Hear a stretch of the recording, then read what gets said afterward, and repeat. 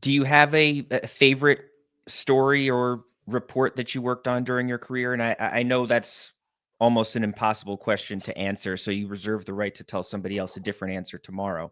But is there, what pops into your head right now when you're being asked that question?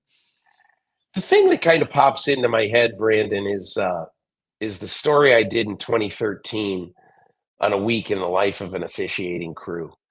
Just because the officials in the NFL have always been behind an iron curtain.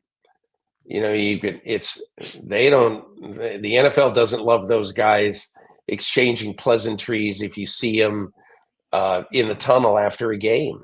You know, they want their officials to be totally off limits with the media. But at the time, I was starting my new website, the MMQB, and I went through sort of a long process with Dean Blandino, with the PR staff in the NFL, to say this is exactly what I want to do. It's time.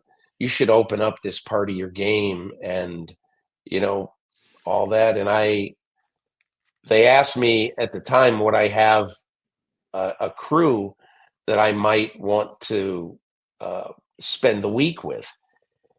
And I hadn't really thought of it very much, except I always really liked, and I didn't know him, I always really liked Gene Steratore and the way he called the game. And I knew he was one of the fair-haired officials in the NFL. And I just said Gene Steratore. And after a while, after some more back and forth, they said I could do it.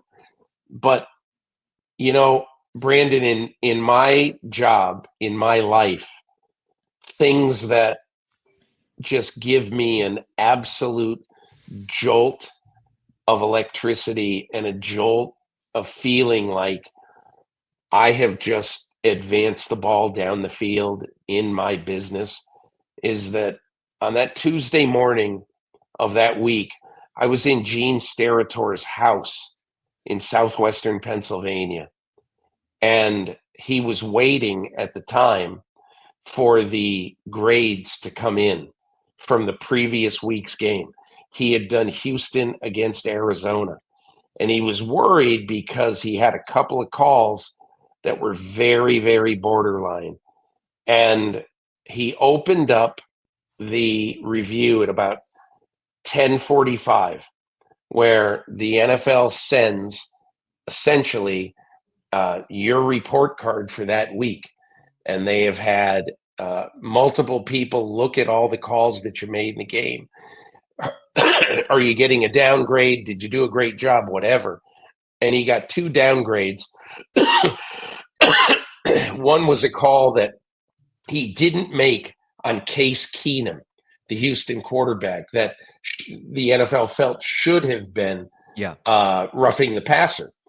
And I'll never forget, he closed the document, and he gets up and he goes, well, there goes the Super Bowl.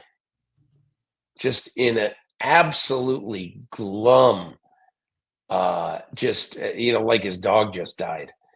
And he had been having a great year to that point. This was maybe week 8 or 9. And he'd been having a great year, and he knew he had never done a Super Bowl as a referee, and he really wanted to do it. Sure. And now he knew that dream was gone for another year. That is the kind of thing that just those kind of stories, when you see what really happens inside the game, those are the stories that I love doing the most.